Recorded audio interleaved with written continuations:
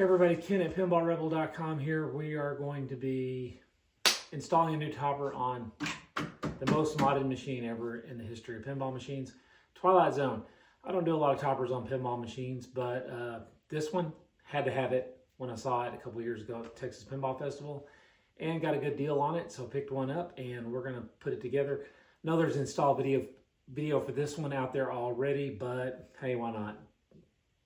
Decided to do one anyway. So this is just a little walkthrough of the install of the over-the-top topper for the Twilight Zone pinball machine. So let's get started on it.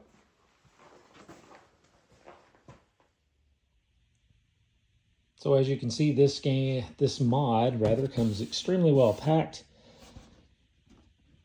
and almost makes me want to keep the box later in case I want to sell this separately. Not that Twilight Zone will ever leave, but at some point, I'm sure, when I'm dead and buried and my wife sells all this stuff, I don't know, she might sell it separately, who knows. But this is the electric playground topper for Twilight Zone. It comes in two boxes. This is the main topper box, and then it comes with a smaller accessory box that I have around here somewhere. Here's the smaller accessory box. It's not all printed up and pretty, but you know, hey, still nice though. So let's get to uncrating this thing and see what we have.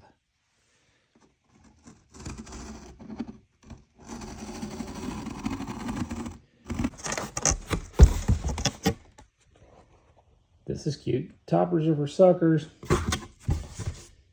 Yep, you don't play the topper, you don't even look at it while you're playing. It's just for fun. Holy cow. Now, we should actually say this while we're unboxing this thing. Stern Pinball, this is how you build a topper. And price it accordingly. If you're going to charge $2,000 for a topper, like Foo Fighters, give customers something for their money.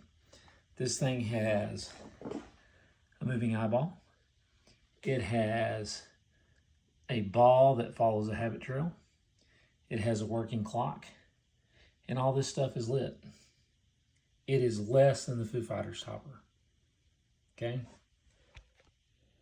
Now, granted, it's not going to give me another mode for my Twilight Zone machine, but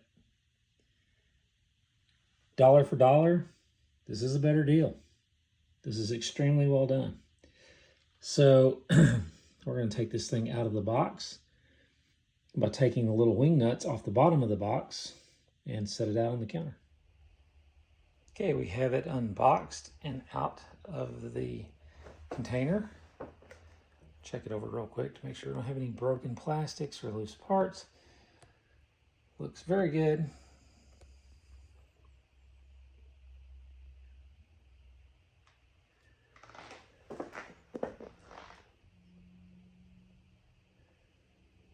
Yep, looks good. So now we can go from here.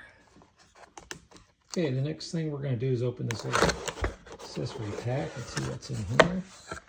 Looks like we've got the mounts for the topper in here. A couple of those. What else we got?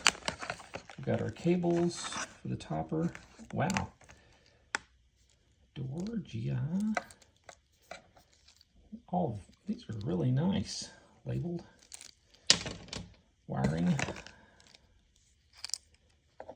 Gumball and clock.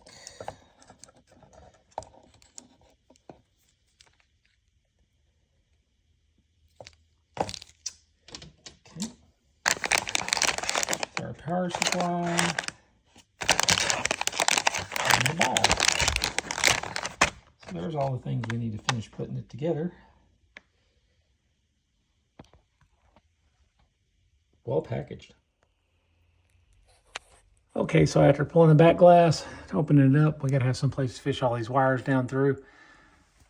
Best place to do that would probably be through one of these holes. We don't want to go behind the boards, obviously. If we want to go down and stay inside the cable management rings, probably we'll pull this one right here, come through this hole. We could drill a new hole, but why bother? We've already got space here. So we're just gonna pull this one screw. We can pull this back a little bit and leave that out till we fish all the wires down through here. So after removing that screw, plenty of space now to pull down through there. So we'll do that. So while we're back here removing things, to have a spot to mount the topper without having to drill new holes, we're going to pull this bolt, and the same two bolts on the other side. That bolt and that bolt. Those are 7/16 nuts.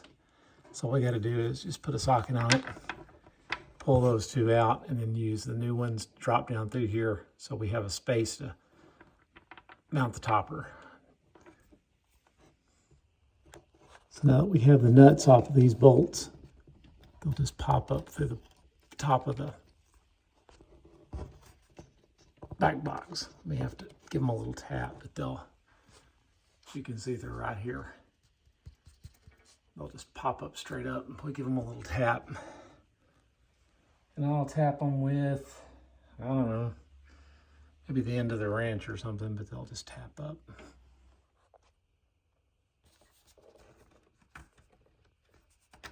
There's one. There's two.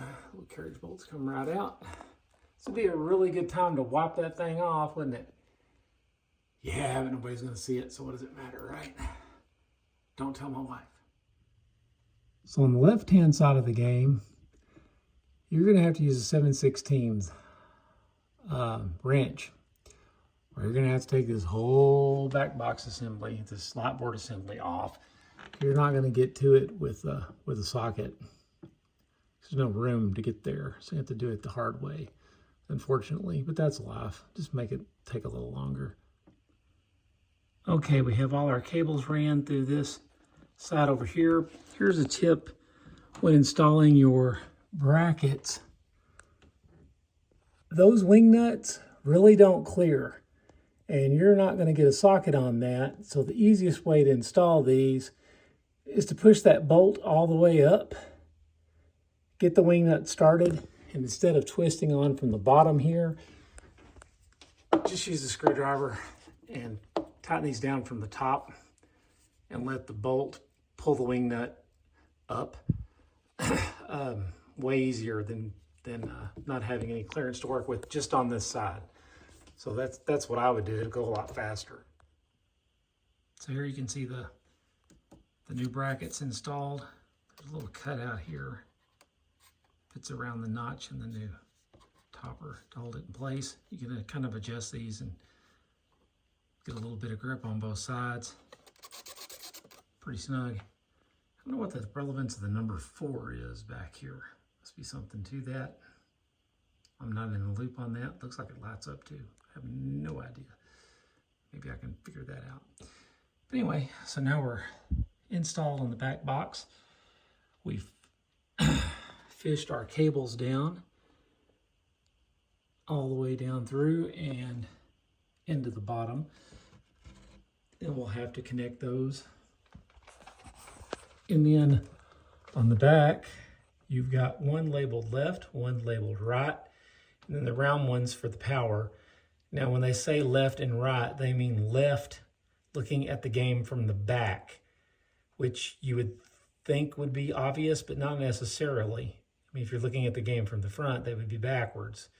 And the plugs can go either way. They're the same plug. So I don't know, maybe a little sticker on the back of this thing that says left and right. I know that sounds silly, but it depends on which way you're looking at the game from as to what's left and what's right. So they mean looking at the game from the back when they mean left and right.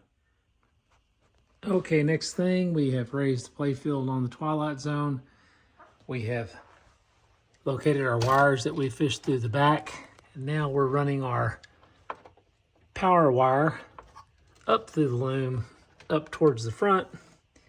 And there's some light on here. And this connects into our power brick. And just like this, we'll plug these two together. Ta-da! And the power brick will plug into just like that. Oops, I really didn't mean that to be hot right yet, but that plugs in just like that. That'll take care of that. I'm going to go ahead and finish the wire management here. Got a little more cable than I need, but we'll find some way to get it up out of the way. So I really don't need all this extra cable floating around. It just tends to hang on stuff when you raise or lower the play field. But there we go. There's that. Now we have the door, the GI.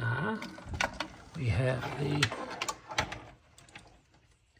gumball and the clock. So now we need to plug those in next. Okay, so the next one we're going to work with is the gumball wire. We're going to fish it up through the loom and over here by the gumball motor. That's where we need to tap it in at. So that's next. Okay, got the gumball tap and the clock tap. So let's snake it up. We're going to run it through here, here, here, and get it over to there. Now once we got it up here, we're going to use this tap to tap into the power for the clock. And the red one goes the furthest out. So the red one's going to go in the top part of this tap, and the black one's going to go closer in. So we just have to run this through here. It'll probably be easier to take the wiring off and do that, and then clamp it down. And here's how that looks when we're done. See, the red goes to the top, white goes to the bottom, and then you just push this down until it snaps. And that pinches the insulation of the wires and makes your contact. And then you just plug your motor back in, and that's ready to go. That's all there's to that. Now we got to do the same thing with the clock. This one. So clock motor board is right here. This is the power for the clock motor board, so we're going to do the exact same thing with the other tap. So here's the clock motor tap, and run it over here, pull this, tap into this. Okay, the next one we need to hook up is the last one actually. We're going to hook up the one that says door on it. That's going to come to this one right here. So we need to fish it down and up and come around and get over to whoops, sorry. We have to fish it down and up and come around and get over to here and use this tap to get to it. So now we have this tapped. We got the yellow and green in the top part and the red and black in the bottom. So we can plug him back in to the blackboard over here. So we've got the photo sensor tapped here, ran up and over and right in front of this GI light here.